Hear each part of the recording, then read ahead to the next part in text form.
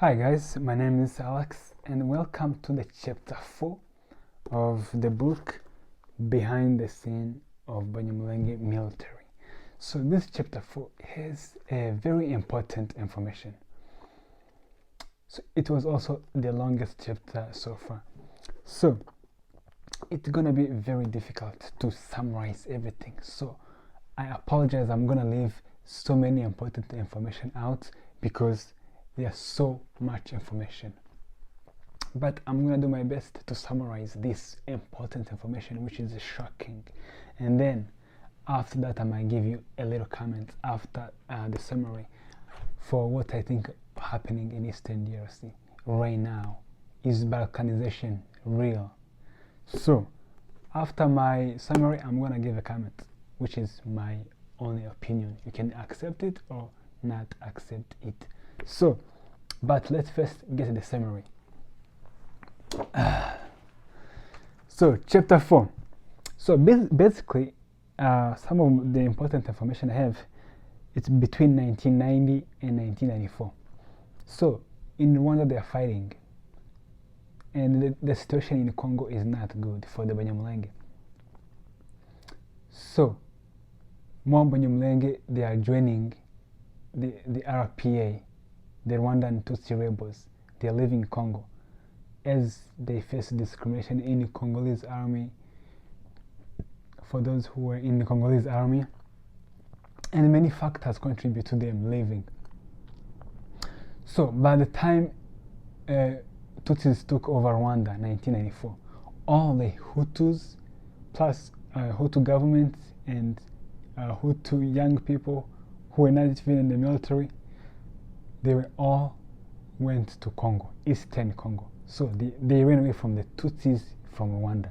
They went to Congo. In Congo, there is also the Tutsi Banyamulenge and other Tutsi living there.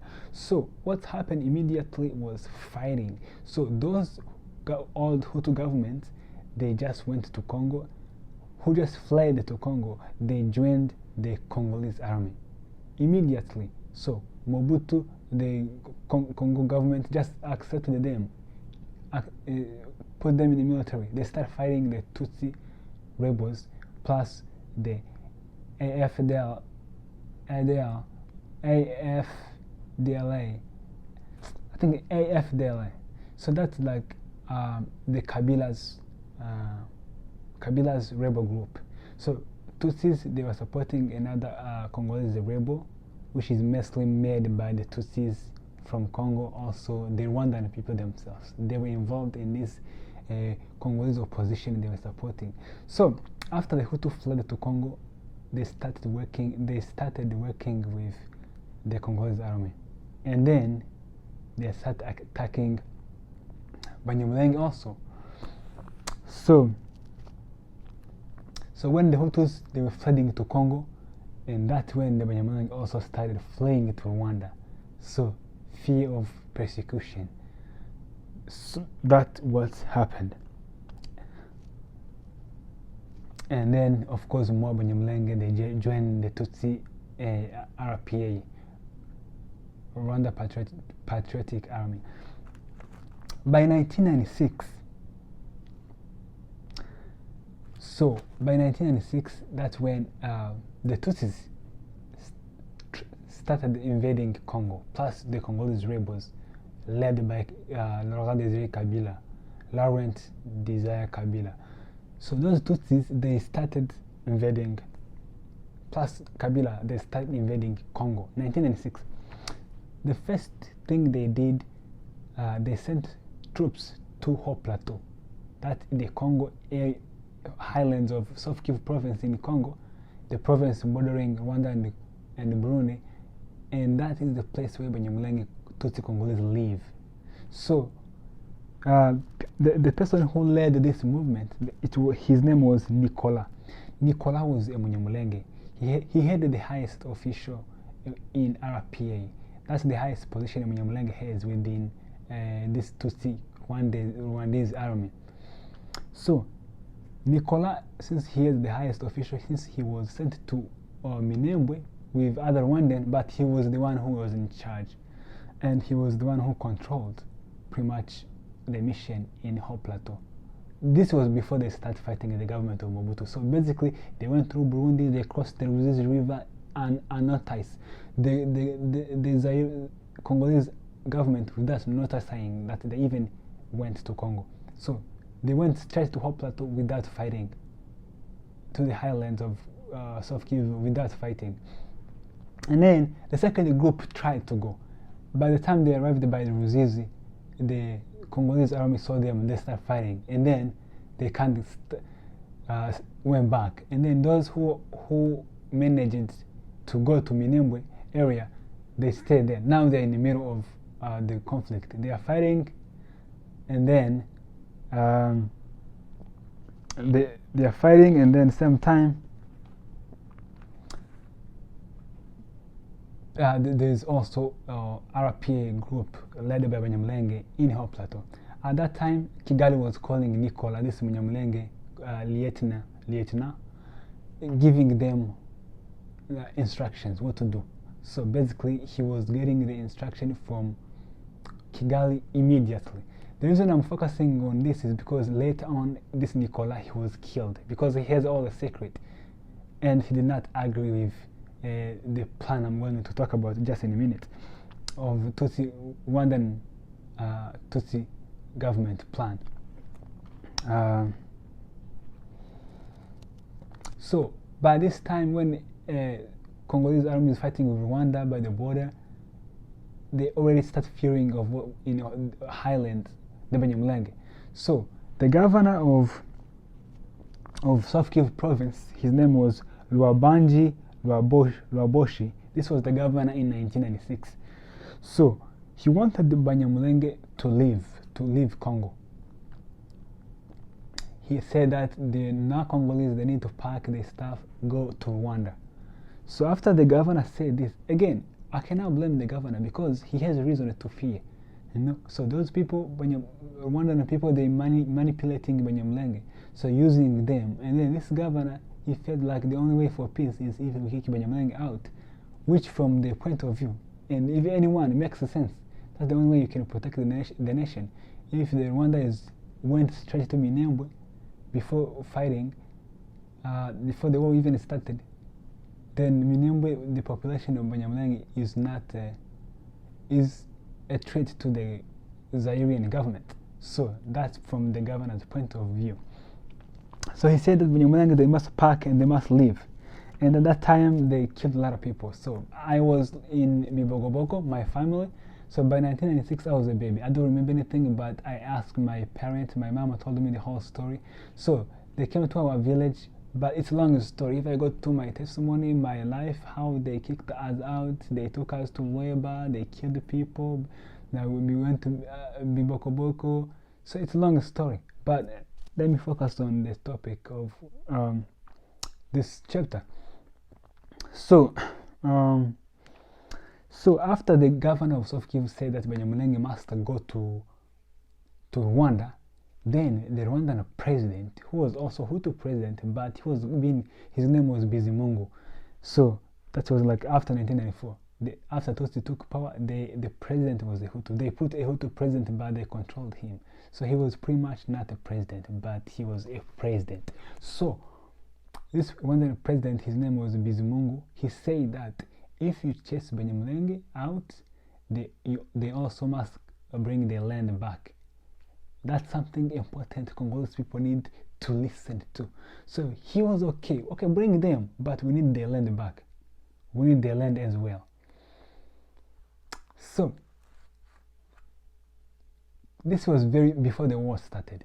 So of course they were not going to bring Banyamulenge before the war starts, because they still want to use them for the war that was going to come.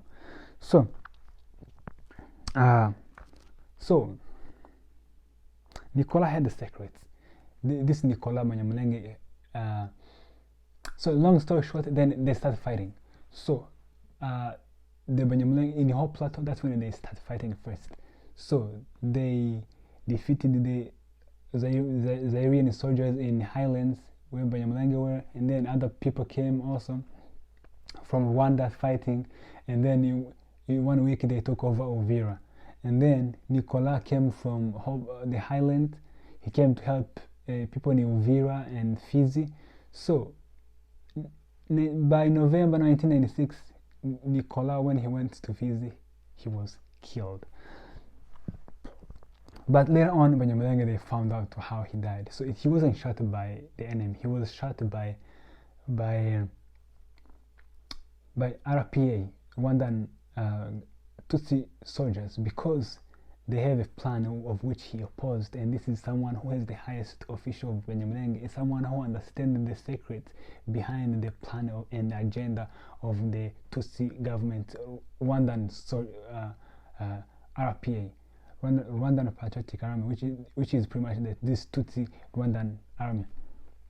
So this guy, he was killed. He's the one who has all the secrets, who knows the plan of this war. Now all of a sudden he was killed. So this raised concern among Banyamulenge, and they start kind of not trusting those RPA soldiers and they plan. And then a week later, Gakunzi was killed, another commander of Banyamulenge. So these things start kind of causing tension between the RPA and Banyamulenge, because Banyamulenge, they don't know what's going on. And then the protest in Kidote, that is in Remera, in Eastern DRC, that was the training center where they were training. The RPA was training Banyamulenge, other Congolese people, they all training there while fighting to liberate Congo. So those were mixed with Congolese soldiers, not just the Tutsis. So Congolese rebels who were fighting in the Congo government. So the Banyamulenge, they protested. They said, we can't, what's happening? You guys are killing our people. After the protest, they calmed down the situation, and there was a confusion. One of the Gakunzi who was announced to be killed was the wrong Gakunzi. So, and which caused more tension. So Banyamulenge, after those arguments and the protest, the RPA, they managed to calm the situation down, and they also arrested some Banyamulenge who were protesting. They sent them to Rwanda, they arrested them. And then the war continued. So at this time, the Rwandan RPA has a plan of removing Banyamulenge from Congo and sending them to Rwanda. But we don't know why they want Banyamulenge to go to Rwanda. So, but the war is still going on. By 1997, they took over Congo. And then, after they took over Congo, at least the same time, the Hutu who fled to Congo, the Hutu old government, they also invading Rwanda, Western Rwanda again. So, and because of that, Kagame, all the Rwandan Tutsi RPA, they wanted some of the soldiers to pull down, to go defend Rwanda. Because if it wasn't for the Hutu invading Rwanda back, Eastern Congo could be 100% controlled by Rwanda. But those Hutu were invading Rwanda back by 1997, and then that's when the Rwandans started pulling from Congo and losing control with the Kabila's government. They start kind of pulling out, not being involved very much because they are being attacked in their own country. And then by 1997, when they're not getting along, so they say we can leave. So they tried to leave, but first they wanted to convince Banyamulenge to go to Rwanda. So they told Banyamulenge commanders about it's not safe, we're about to leave, and you're gonna be killed here, so you have to go to Rwanda. But those Banyamulenge commanders, they were sent to Hopla, the highlands, different areas, villages, telling people to go to Rwanda, pack their stuff, everything, go to Rwanda. But behind the scene, those Banyamulenge, they told people that they do not agree with this plan of going to Rwanda, so they told people to refuse to go. But they couldn't tell the RPA that what they were feeling publicly, but they went behind the scene telling Banyamulenge not to leave. And then Banyamulenge, they refused. After they refused, they kept trying. By 1997, when Rwanda was being invaded by the Hutu again, the they want RP, and they're also not getting along with Kabila. They want pretty much to leave the country. They're being defeated in. They're also not getting along. So by that time, in Lubumbashi there was a Banyamulenge, a Rwandan commander. His name was Morokore.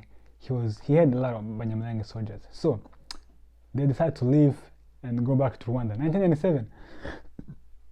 Was before Second Congo War. So they decided to pull down. At that time, you can see Rwanda is losing more control of the Congolese new government. They're not in touch very much. So they decided to go back to Rwanda. They told Banyamulenge, we have to go back, because Rwanda at this point in time is viewing Banyamulenge as Rwandan living in Congo. So they want to have those people in their hands, use them always as their people. But Banyamulenge, they don't feel that way. So even when they were fighting Banyamulenge, they were given lower rank. So the top, they were always Rwandans, Tutsis. So this already had caused a mistrust. Banyamulenge have not trusted these Tutsi, their fellow Tutsis, who claim they are fellow Tutsis, because of all those discrimination, all those killing that cannot be explained, so of the people.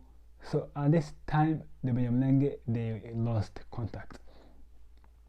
So in Lubumbashi, Morokore, this RPA, Rwandan Tutsi army commander, he said, they need to go back to Rwanda to go fight the Hutus who are invading the country. So Banyamulenge, they refused. No, we are not going to Rwanda, we are Congolese. And then after that, it got intense, the argument. So Banyamulenge, they killed 2 bodyguards of Morokore's soldier. So after they killed that, it was obvious they need to fight, Banyamulenge and RPA. So Rwanda, Kigali, sent very armed, a heavy army to go fight Banyamulenge and send them back to Rwanda. So they arrived, but Banyamulenge, they were not. They came by the airport near Kalemi. So I think Loame, that's the place in Lubumbashi, so I don't know the area. So after they came, the Banyamulenge, they were not afraid to fight. So Kagame has said you have to bring them alive or dead. But after realizing that Banyamulenge, they are willing to die and fight, they pulled. They went back to Rwanda. They left Banyamulenge. But they told Banyamulenge, we have 1,000 way of bringing you guys to Rwanda. That was after Banyamulenge killed 2 bodyguards of that commander of Rwandan. So, and then in Kazimia, there was another group of Banyamulenge along with other Congolese army. So Rwandans told the Congolese soldiers, government, that we are leaving, we're going back to Rwanda. But our fellow Rwandans, those so-called Banyamulenge, they are refusing. So you should send them back to Rwanda too, so they can come with us, because we want them. So after this, and then the Banyamulenge that were in Kazimia, they were all killed. One of them escaped because his friend told him, his Congolese friend told him what the plan, what was happening. So after he heard of that, he left the camp the night, because he was at his friend's home before the killings, the massacre by the fellow soldiers. And all that is because of Rwanda. Rwanda is doing anything at this time to bring all the Banyamulenge to Rwanda. All Banyamulenge to Rwanda.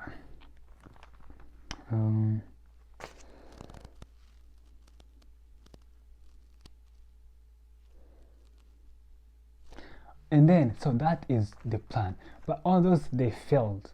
Banyamulenge, they resisted, they stayed. And Gomino means stay here. So Gomino is not necessarily a movement against other Congolese, it's against Rwanda. So because they want to stay home. So by January 1st, 1997, because all this was happening in 1996, I guess.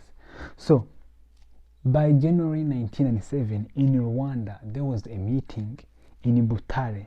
In this meeting, some of the people were involved. There was Kayumba Nyamwasa and many more for Rwandan side, and for Banyamulenge side in this meeting, Azayasi Ruberwa was there, and Moise Nyarugabo was in this meeting in Butare. The point of this meeting was for those Banyamulenge educated high elites to go tell and convince Banyamulenge to come to Rwanda. This is real, not a fake news. So we don't know the motive of bringing all the Banyamulenge to Rwanda at this point. But after all the Banyamulenge commander went to High Ho Plateau to tell Banyamulenge to go to Rwanda, after all those, the civilians refused. In this meeting, they said that since Banyamulenge has refused, the civilians, we can't force them. So the meeting was ended as no solution. So Banyamulenge still resist to stay in Congo. So my friends, all those information are just like a overview. I missed a lot. This is from chapter 4 of this book. So read the book, read it for yourself. Because the summary is a summary. What I understand might be different from what you will understand. So buy a book, read for yourself. This is 100% truth because it was written by someone who was there. So from the beginning, this guy was also one of the soldiers. He has a master's degree. He's doing his PhD right now. So it's not like from just someone with no education telling the story. This is someone who was present at all those events, who was in the army. This is someone who also had education, had a master's degree. He's in Europe, he lives in Europe, he studied.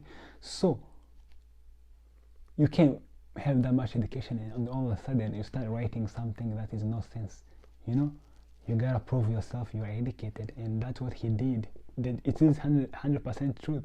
There's something I even disagree, because he said like some of the Gomino that they also don't have, they are not organized, and sometimes they are accused of human rights abuses.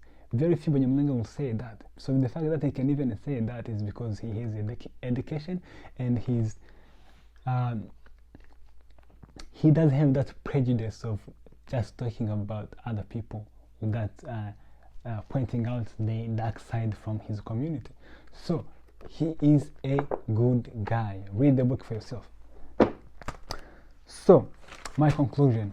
So from this chapter, we've seen how Rwanda tried to remove Banyamulenge from Congo to go to Rwanda, but we don't know why. That is a question most Congolans should be asking themselves. Why? We don't know why. There's no clear answer why. Because Rwanda claimed that the Banyamulenge Tutsis, they were not, it was not safe at that time, they need to go to Rwanda. But till today, they still do that. This war in Minembwe happening, all villages are burned down. The cows are being killed. Where is the Tutsis to help their fellow Tutsis? Why can't Congolese people ask that question? Is this clear? Is this like, are they dreaming or something? Because why not help their fellow Tutsis? After all, they've been working together in the past. But you see, the Mai Mai, they come, they burn all the villages, kill the cows, and yet there's nothing being done to defend those Tutsi communities. Why? Because Rwanda still wants Banyamulenge out in Congo to Rwanda. And so far, Banyamulenge living in Rwanda, they are given citizenship the moment they arrived, and they have jobs. Some of their jobs is to hand citizenship to their fellow Banyamulenge, Rwandan citizenship.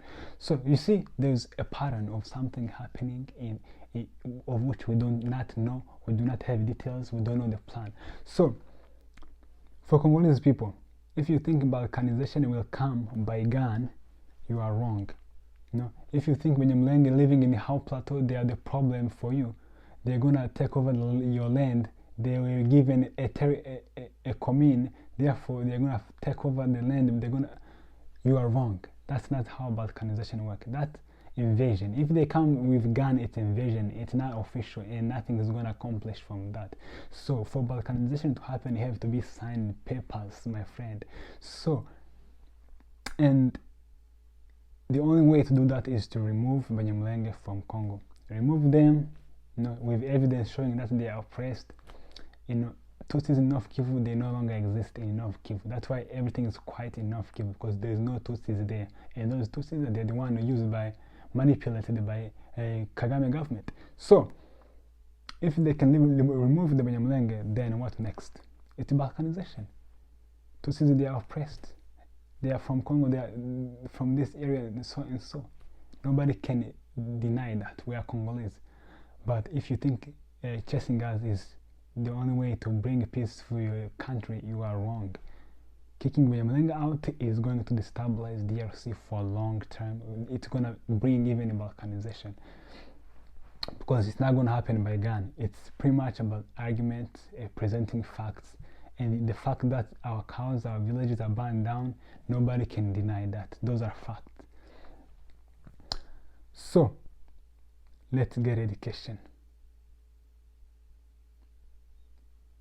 Let's get education, learn and love one another. So peace, guys. That's what I have for today.